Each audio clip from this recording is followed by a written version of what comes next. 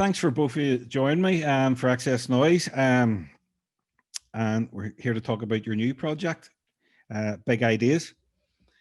So first of all, how have you both been coping during lockdown? I have to get that question out of the way.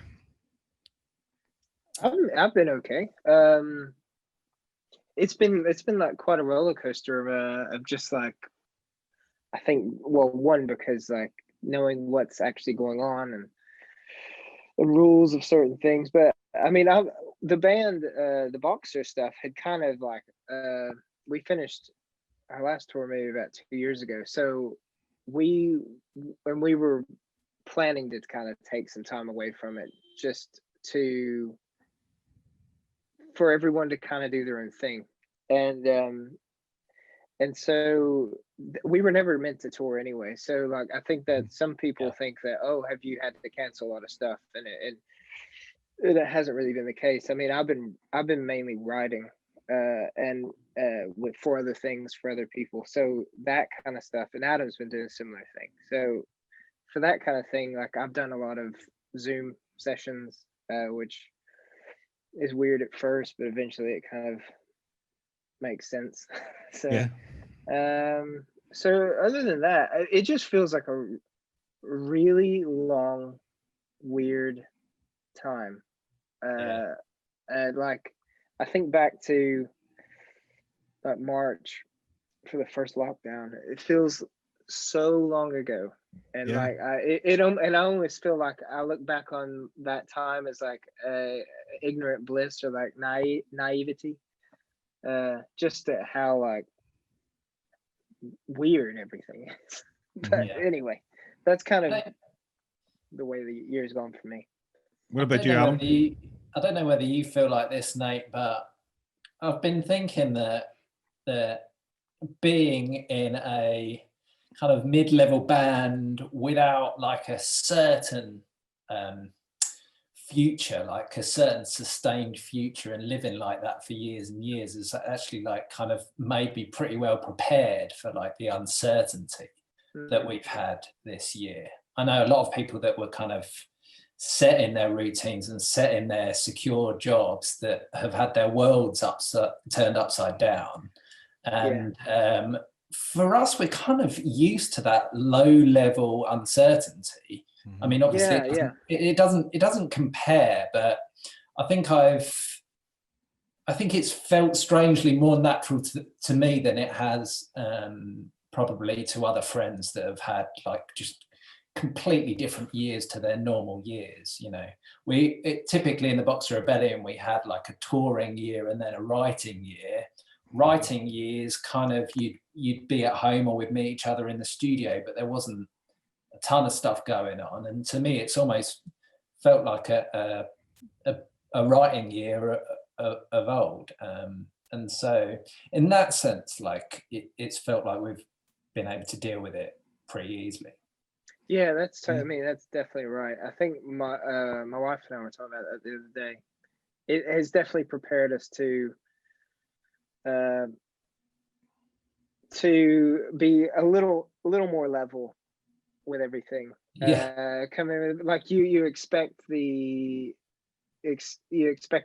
lows along with expecting the highs, and you try and keep like an even keel on stuff because it's just, you know, a weird way to live. Well, as the Boxer Rebellion, there was always a very much DIY approach to the band, isn't that correct? So surely that's what you were saying, it stood you in good stead. Yeah, exactly. DIY, and also kind of always, you know, whilst we managed to maintain a career for so long, you know, whilst we were in it, it never felt like, you know, we're set for 5 years or even we're set for 2 years. It was always like, well, what's our plan for next year? So yeah, that I suppose that DIY element to it and that uncertain kind of independent element to it is what I'm talking about. In a certain way, we've kind of almost been like training for this, and in a certain way, that feels like kind of it feels strangely to me like I'm, you know, like winning's the wrong word, but like I feel like I'm really handling it better because of our independent band history, probably. I think it's also kind of like the way we were. I think the way we were 10 years ago is the way kind of a lot of music is now anyway. It's like so kind of like directionless in a way, like in the sense of the path to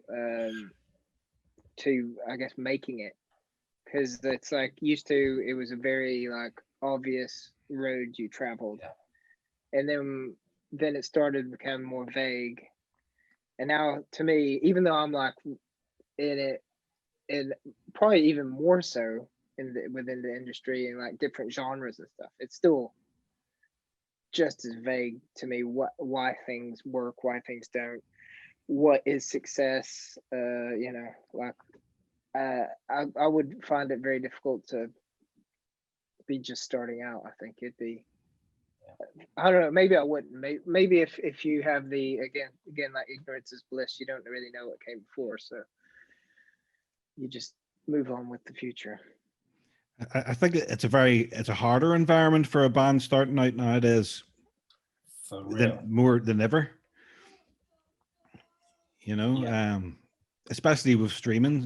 What's your opinion on the streaming services? Has it helped you as a band? Has it helped people discover you even more now? It's such a mixed bag. Clearly, the way it's set up just isn't fair. And, you know, a lot of big artists that don't necessarily have to acknowledge it, that made a lot of money back when music sales were big, bands like Radiohead and artists like Guy Garvey, you know, thankfully recognizing how hard it is for smaller and new bands, and they've been doing stuff like what's been going on lately in Parliament to try and kind of correct that. It's a strange game because, like, to a certain extent, everyone knows it's completely unfair, but it's also the only way now you can reach people. And so there's this kind of strange kind of mix of having to not step on the toes of the streaming services too much. You know, you really want them to add you to their playlist. Adding you to their playlist can make or break a song just like that. Yeah. And so you don't want to kind of speak up too much, especially as a kind of brand new artist that's kind of trying to add and build stuff from nothing. But I think it's more widely being acknowledged by everyone now that somewhere in this, something isn't quite right. And the public... It's also... Go on.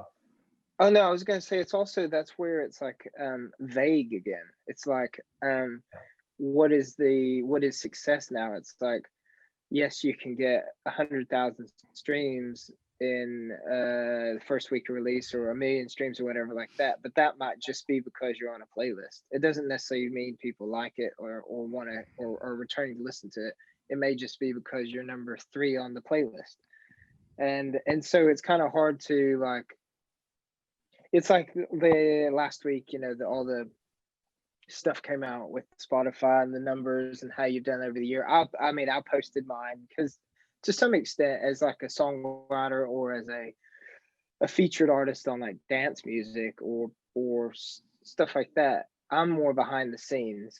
So that may be sometimes my chance to kind of show like, look, I've done stuff and it's done well. But it's also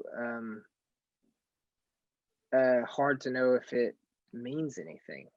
And usually the thing that means the most is like, especially this year, you can tell is gigs, and no gigs means that it's hard to kind of quantify what success is. Like the band, we could always, we've had the Boxers has always been relatively consistent streaming wise, but our gigs are where we could kind of really know whether or not people actually like it, you know. Same as like back in the day, you would know if a certain amount of CDs were sold or whatever. So I think it's good and it's bad, I guess.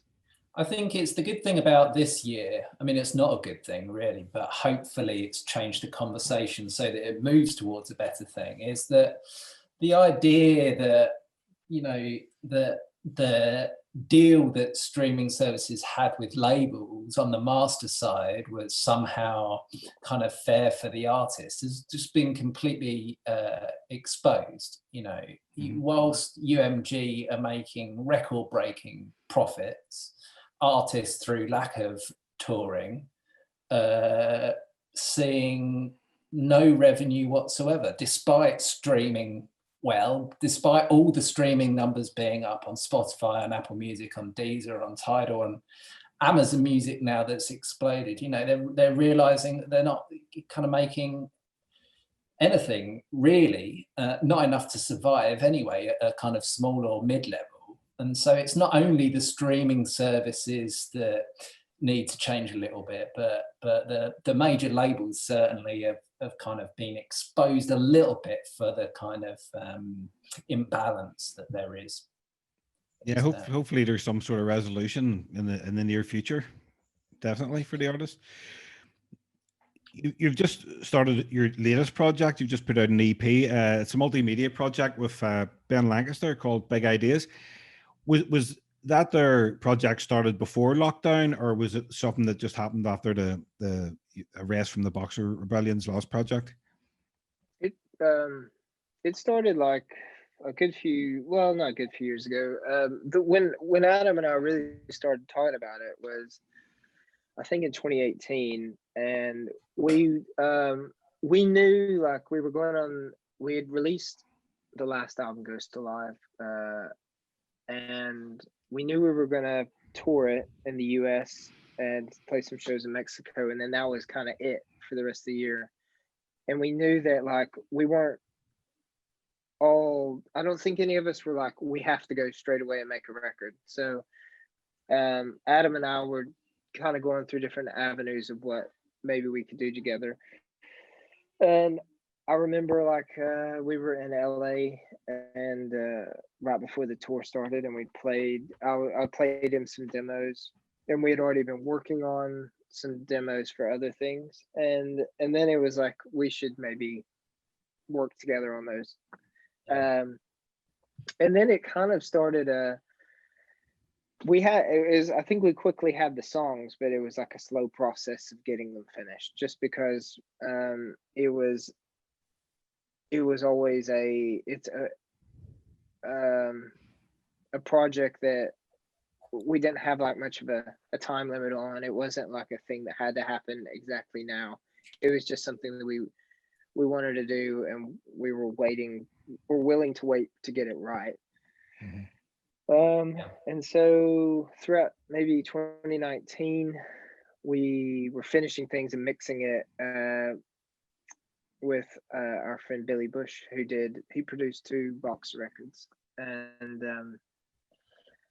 and so we would, because he was in LA, we're in London. It was like, it's a long process, but it was even a longer process because his wife is Shirley Manson in Garbage, so it was down to their schedule as well. So eventually we finished it and mastered it, I want to say at the beginning of this year. Yeah.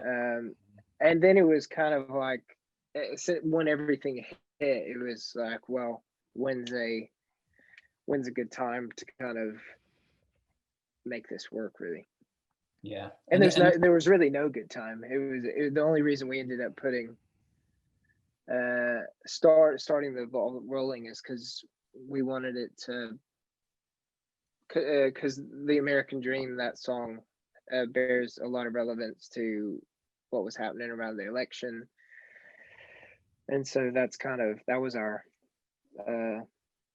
time limit, I guess.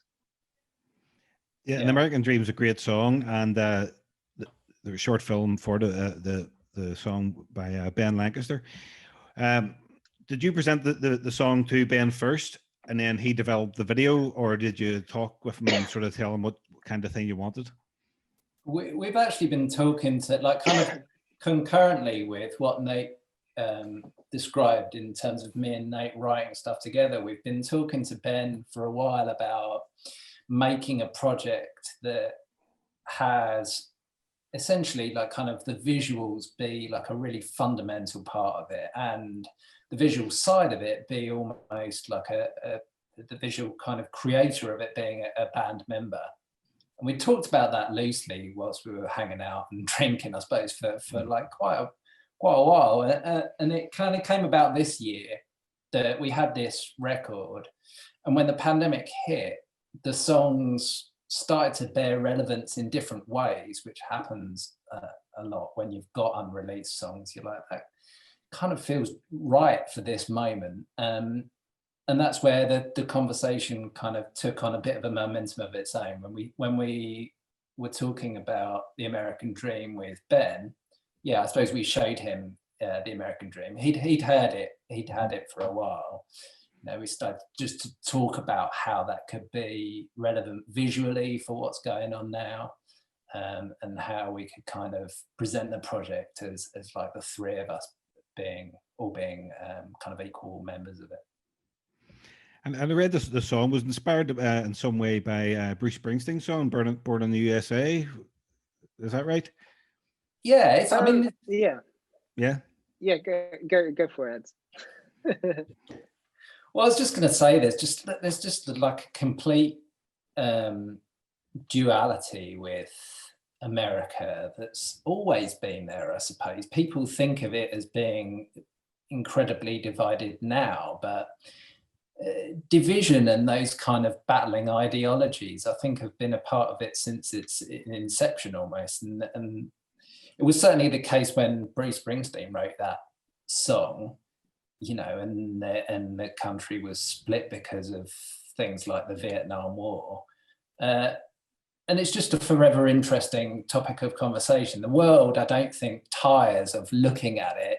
No. The world definitely hadn't tired of looking at it with this latest election. I mean, like the whole world was watching it. So, you know, it struck me as the song was kind of cool in the same way that Bruce Springsteen wrote "Born in the USA," in that it could be simple but also have this like kind of darker message underneath it. When I wrote it, when I wrote the music for it, I kind of imagined I kind of almost imagined like people being just blissfully unaware on a lovely beach somewhere in California whilst forest fires were burning in the background. And that was the kind of visual imagery that was coming into my mind when I was writing the song. And when Nate wrote the lyrics, it kind of almost had that same kind of like breezy, but there's something fucked up going on in the background thing about it. And also, I was thinking about like that's exactly right about the boss, sorry, Springsteen, and also the ending, because I was late one night, I was listening to the first like version we did, which is pretty much the version that is now. It's just it's mixed, but we it kind of ended before the saxophone solo, and I remember I was listening to it at the time, like Dancing in the Dark, and then there's that saxophone outro, and then there's also a song I was listening to at the time called Waiting on a Friend by the Rolling Stones, and they both have like really cool saxophone things going on. So that's kind of the idea, was like, it would be cool to have an outro that's just a saxophone that would kind of make it like an 80s nostalgia kind of thing. And then I think maybe the next day or the day after, a friend of ours was in town, a guy named Jay Lepus, and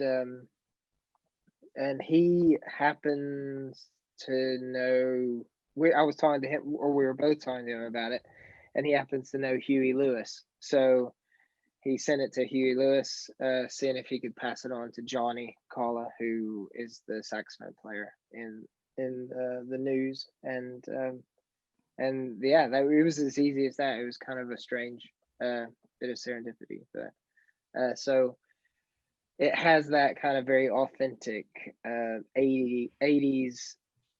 I don't know if Johnny would like me to refer to it as 80s sounding saxophone, but to me that's what it kind of feels like. Well, that's what So.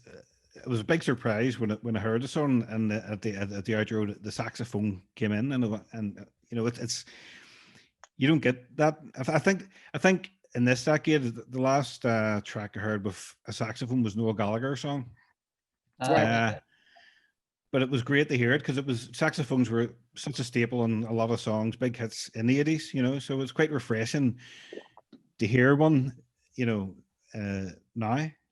Yeah, it's not like people have stopped liking that stuff. Like, you know, the Boss turns up at Glastonbury and it's like absolutely ram-packed. It's not like it's lost any of its like vitality. Mm-hmm.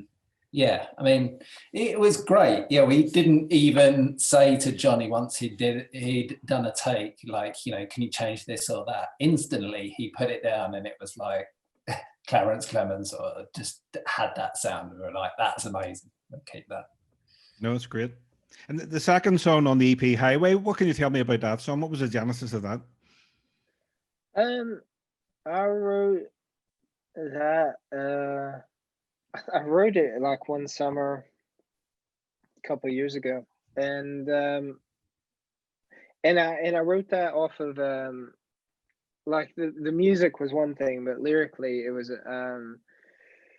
I'd been watching the series Last Chance U, where I don't know if you've seen it, but it's like about college football in the US, and but college football where it's either players that don't have the grades to go to bigger schools, or they have criminal records or whatever, but they have the talent.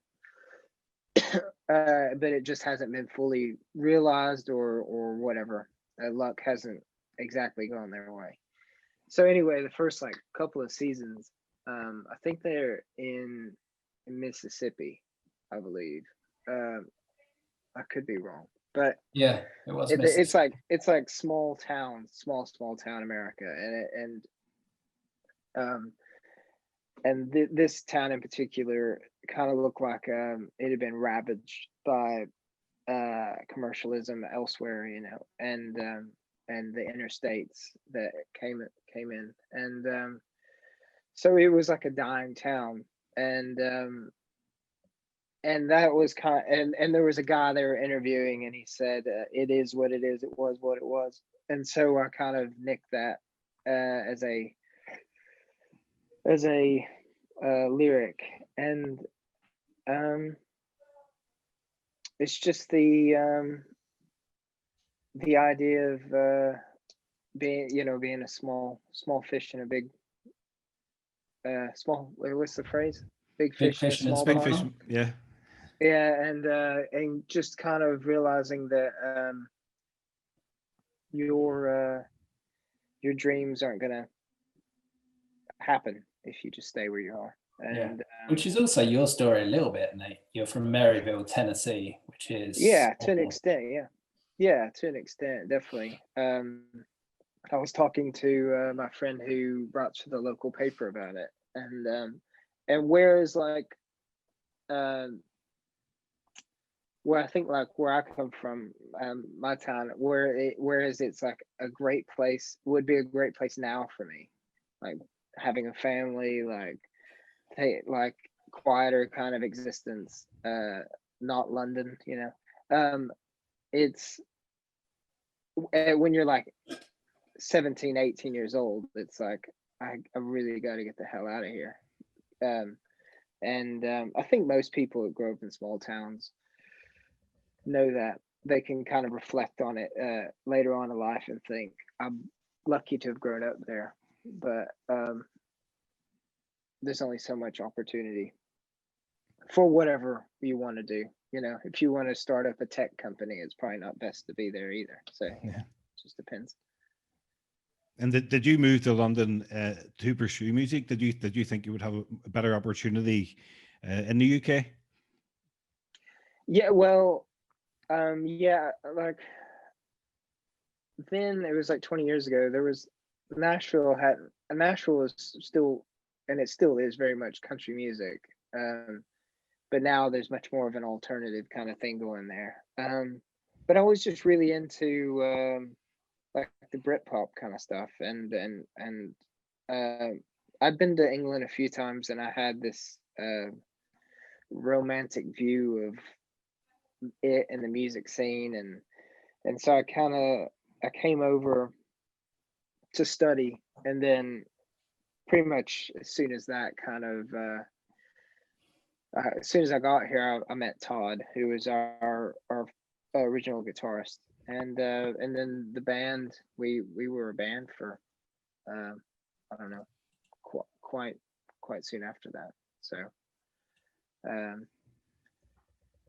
but and then by that point, I just didn't. I was kind of too settled. My roots were deepened, I guess. I don't know. That sounds weird, but that's the truth. The third track, I love the lyric in the third track, Hurricane. And I love that you're unaware that every room you go into is better because you're there. I really love that line.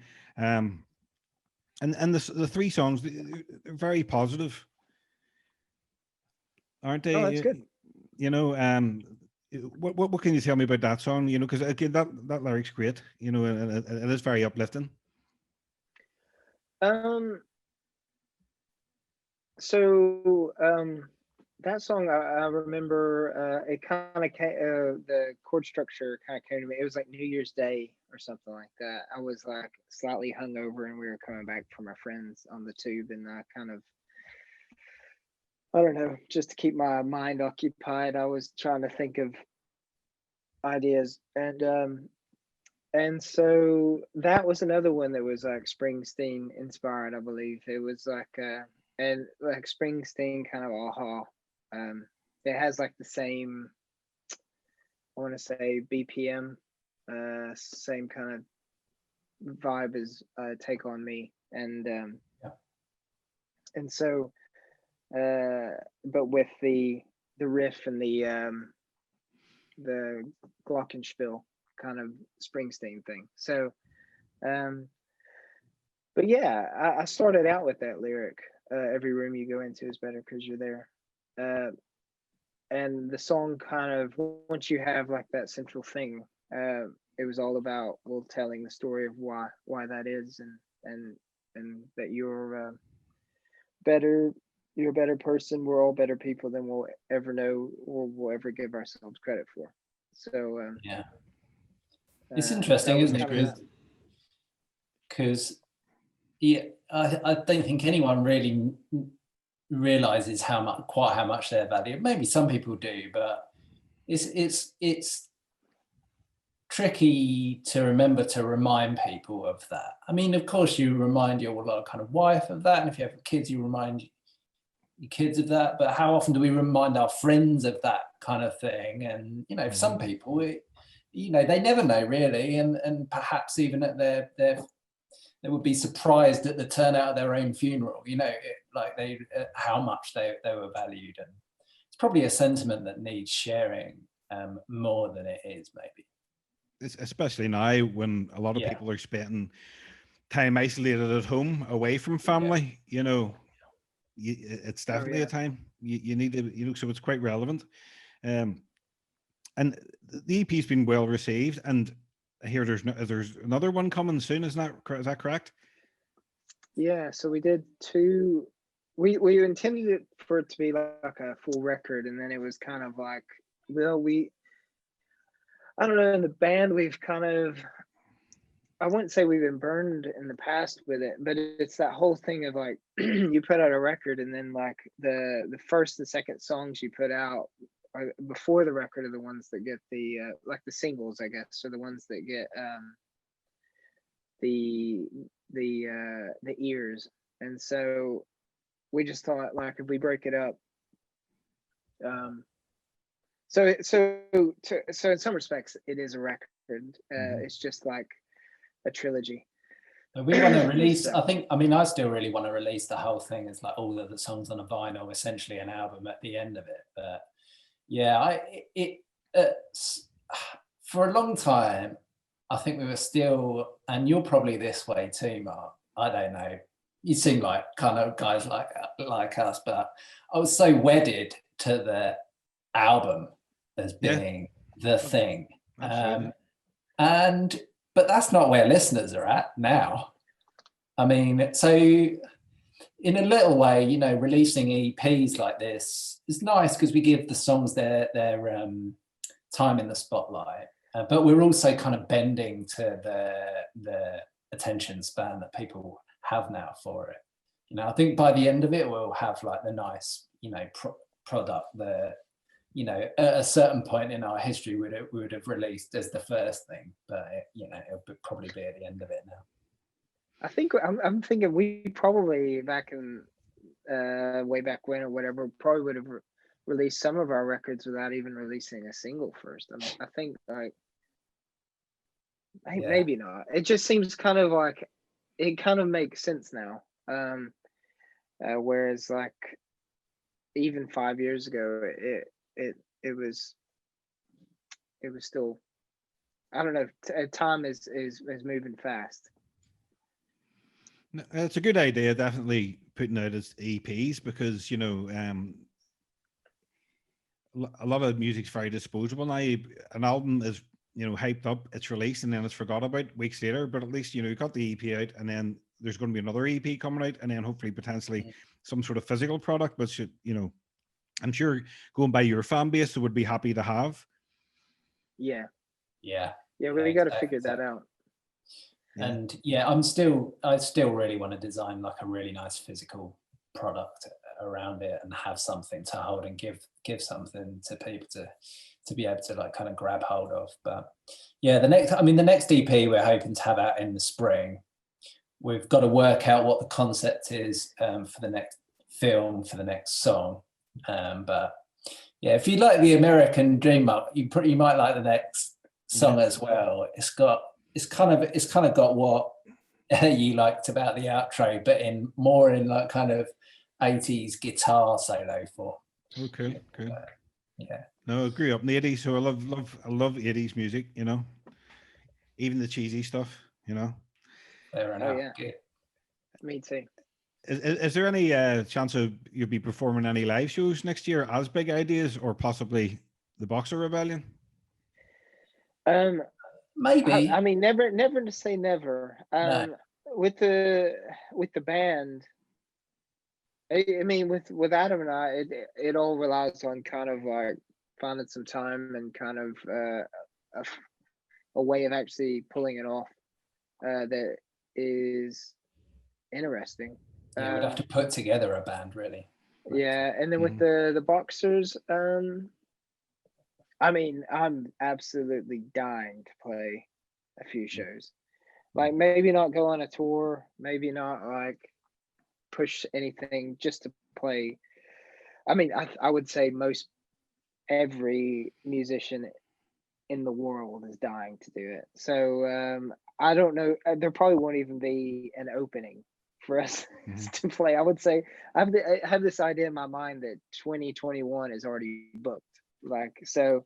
Well, no, it's. I mean, it's true. Without naming names, friends in bands that I know that had so much stuff booked this year have managed to like retain some stuff for next year, but they're finding it incredibly hard to. You know, they're looking at where they'd normally get in at Brixton Academy or somewhere. They're like suddenly 8th hold, you know, in April, and it's just, yeah, it's so competitive. Probably not a good time for.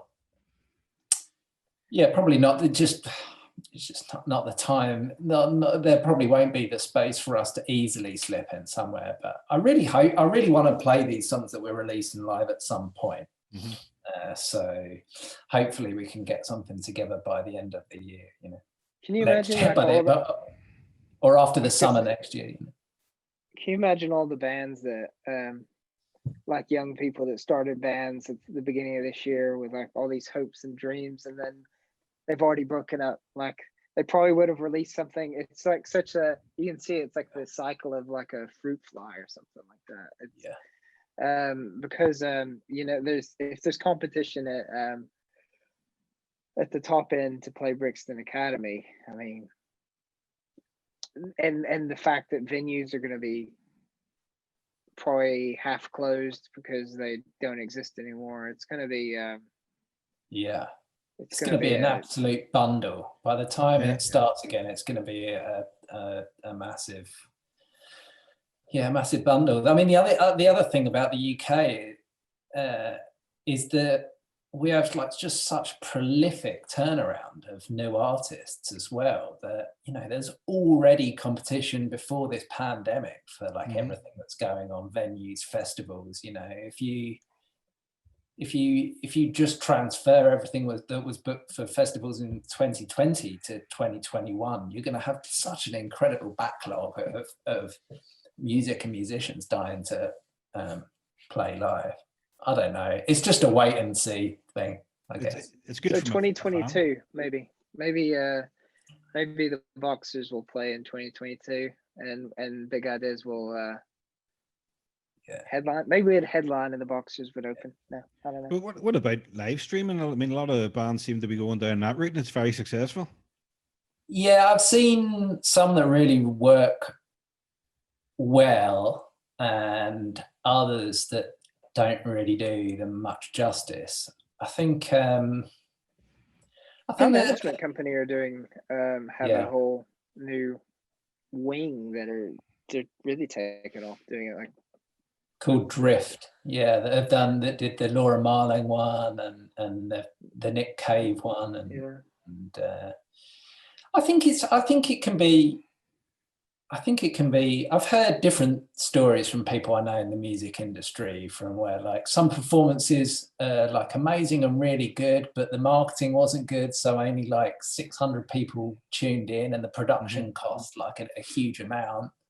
To other ones where loads and loads of people are on there, and the whole thing is like messed up. There's been technical issues, and then there's been like an absolute shitstorm of fans requesting refunds and stuff. So I think it's still an area in development, but I mean, I can see the Box Rebellion doing it at some point, maybe. I don't know. Yeah. I think it's a hard thing to pull off well for a new band. I'll say that. Like a good stream. Absolutely. I think it would be hard, because I think you have to get the production right. Just a couple more questions, guys. Out of all the music in your collection, which band or artist do you have most albums by? I mean, well, now that I can stream anything, I can say, but like pre-streaming, I definitely had the most albums by, I mean, the Beatles, I guess. Yeah, I was going to say we should discount the Beatles, because if you like it, I mean, for me, it would be a close fought battle between Radiohead and Nirvana. You know, with Nirvana, I just hoovered up anything, like any kind of live gig, bootleg, whatever it was, reissue, remaster.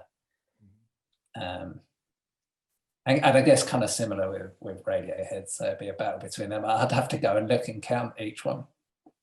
That'd be funny if you were really into Pearl Jam and you had like they did like every show live, like they actually like released it, so you could have like about 100 Pearl Jam albums. Mine would probably be Radiohead or Oasis or something like that. That, like, you know, I religiously went out and bought the albums. Whereas now, like, it doesn't necessarily mean it's always my favorite, but in that case, it's probably true. What about you, Mark? U2, probably. Oasis. That might be my U2 actually would probably, that might be the number one. I have all the I'm gonna go U2 as well. Can I do that? Can I Yeah, backtrack? you can do what you want. But, you know, yeah, U2, Oasis, you know, I've most of your albums actually as well. Come to think. Great So art. So, yeah. So, guys, that's great. Thanks very much for taking the time out. Really enjoyed it. It was good to actually speak to you. Oh no, it's been fun. I tried to get speaking to you before about other albums, but it hasn't happened. So it's great. Hopefully, thanks for taking the time out and zooming. I don't know what. Yeah, I know. FaceTime. Well, it's not FaceTime, but yeah. Yeah, and thanks for the article, the like initial announcement article. It looked great on Excess Noise. It's a great looking site, you know. All Well, thanks very much.